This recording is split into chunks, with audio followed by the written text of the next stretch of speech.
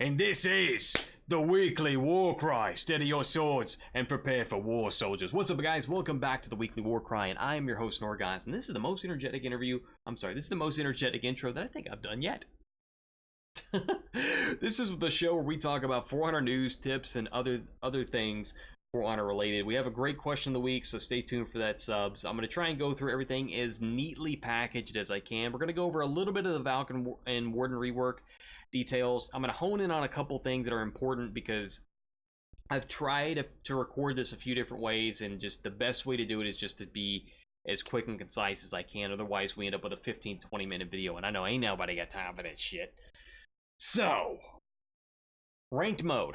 There have been some ranked mode changes. We'll get into the reworks here in a moment. Ranked mode, we talked about those last week. To recap, ranked mode duels are during the week. Tournaments are during the weekend.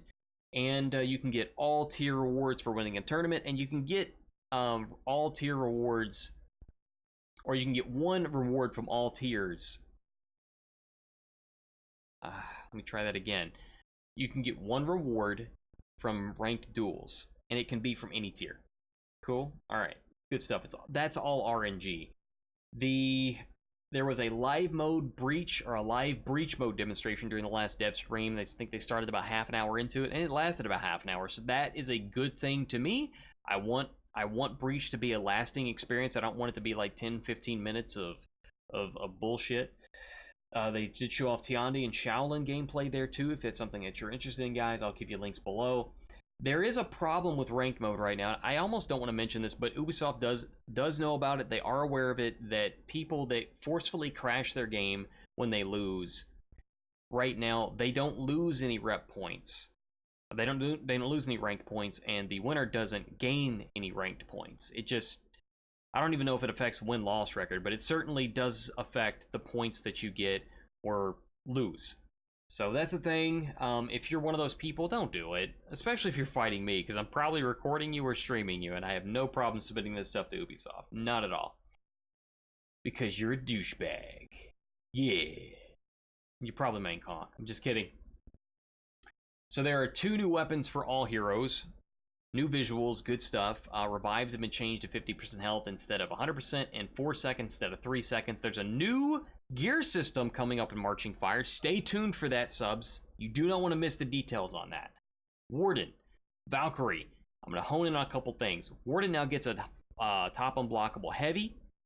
He also gets chains from zone and the rushing attack.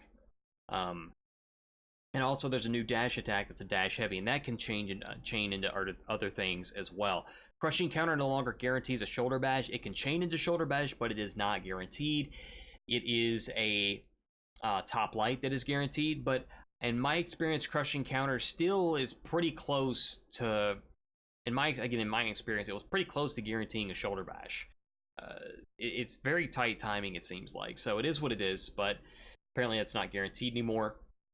You can now feint shoulder bash at almost any point if you want to just feint it.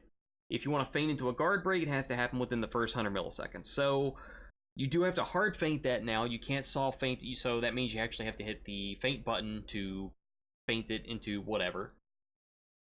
So there's a little bit of flexibility that have been added to the Warden. I think Warden's at a pretty good place now. Some people say A tier, some people say S tier. I want your opinions in the comments below. And Valkyrie's lights have been sped up for the finishers. They've been 100 milliseconds increased. Top lights are 400, and side lights are 500 respectively for those finishers. The damage has been decreased for all of her lights. The initial opener for heavies has been decreased from 25 to 24 damage. The punish for sweeps, when you sweep someone, it comes out a little bit quicker. And it does guarantee a heavy, and that heavy comes out faster too. It is a 35 damage heavy currently in game, but if I read the patch notes right, it says it's supposed to be 25 damage. So I don't know which one's supposed to be accurate. So Valkyrie does get a lot more combos now than she did before. I'm gonna link the patch notes below because there's too much for me to go over in this video without increasing the time to be just more than what I think people will be wanting to watch a talking head. You know what I'm saying? So lots of good stuff there. The question of the week, that's a good transition. Question of the week is, what do you think of the new hero reworks?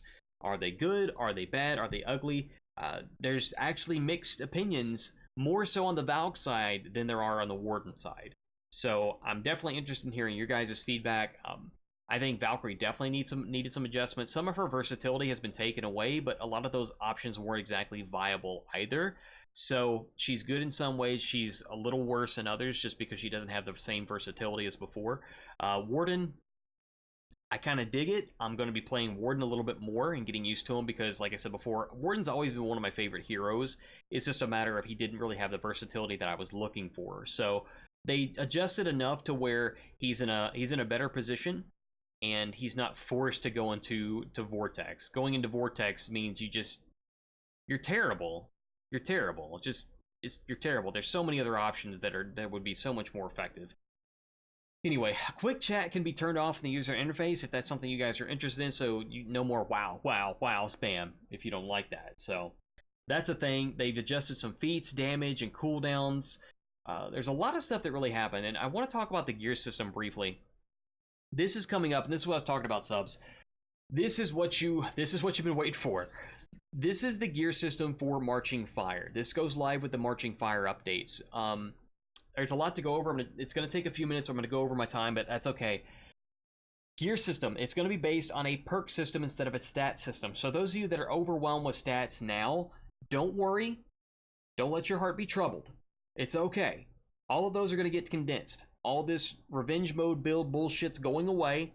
There's going to be a perk system, and I think that's inspired by their Siege, Rainbow Six Siege perk system.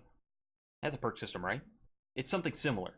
So right now, in the new perk system, there's going to be 7 offensive perks, 7 defensive perks, and 7 support perks. Each hero gets their own, I don't remember how many, set of perks that they can unlock or utilize. And depending on the quality of your gear, depends on which ones you can unlock. The base 3 are usable by any gears as you start moving up. The higher tier ones, you can only get 2 out of 3 perks. You can unlock any 3 at any given point, up to 3 at any given point, but some of them cost more slots, if you will, than before. The upgrade system is being changed. I know you're like, well, what's going on with it? So the upgrade system is being changed. It's going to take 5 upgrades to unlock a perk, and if you have 2 pieces of gear that have the same perk on them, then it's going to split them. So shoulders might do 3 upgrades, chest might do 2 upgrades to unlock, ferocity or whatever the hell the perk is. You know what I'm saying? So they'll have all 5 at once. So, and it's a very intuitive system. It's very straightforward, very streamlined, where it's very easily understood. They show changes and potential changes in the menu system, so you'd have to see all the visuals for it. There's too much for me to show you. They took a large part of the dev stream talking about the new gear system, and new map and all that good stuff. And then there's a new map if you haven't already known that. We talked about that last week. But the gear system looks really, really fun, really, really cool. And don't worry if you have gear that's already been upgraded. What about all the refined stuff we did? Don't worry. Everything that you have equipped is going to be changed into gear with the new stats. So they're all going to be set to where they have at least 1 perk. They're going to try and get 2, I think. At least 1, 2, or 3 perks when they get transitioned over. The closest to what you've got in the build now, they said. Anything that's not equipped is going to be completely randomized, completely RNG. So you can either save gear for that, and that way you have options right away, or if you don't care about that kind of stuff, because the feedback that they got from players in a technical test was they gives you a little bit of an edge, but it's not overpowered. It's nothing that's completely game-changing that you can't overcome. There's some that give you more health on executions, or health on kills, or a shield when you spawn or when you get revived, one of which can actually increase your run speed when you kill someone. Those are all really good things to have and utilize. They all have a play style that's set up with it. You know what I'm saying? You can all put those into a certain playstyle, but it's nothing that's going to completely break anything. So I think if they have a really good idea, they have a really good system in play. I'm very much excited about it. I'm interested to hear your ideas as well, or hear your thoughts on it. But I highly recommend you check out the dev stream directly if you want more details about it, or you want to see more firsthand. I've explained pretty much the majority of it, but if you want to see everything, you're going to have to watch to fully and truly appreciate it. So we talked about a lot of things, new weapons, talked about dev stream, we talked about the new gear system, revive changes, battle outfits are 30% off, by the way, permanently. We have question of the week, feat changes, rank system issues, and adjustments. Lots of stuff, and I tried to put this in as quick and concise as I did. We're still going to come up and probably end about 12 minutes, roughly 11, 12 minutes in. So, guys, hope you enjoyed that. Hit the subscribe button. Come back and see us again. We do this at least once a week. Like, dislike, all those things. I'm your host, Norgoz. Remember, sometimes you get the bear, sometimes the bear gets you. I will see you in the next one, or on Twitch, Tuesday through Friday, sometimes on Saturday, 6:30 p.m. Pacific Standard Time. Thank you. Take care, guys. I will see you next time. We're on the battlefield.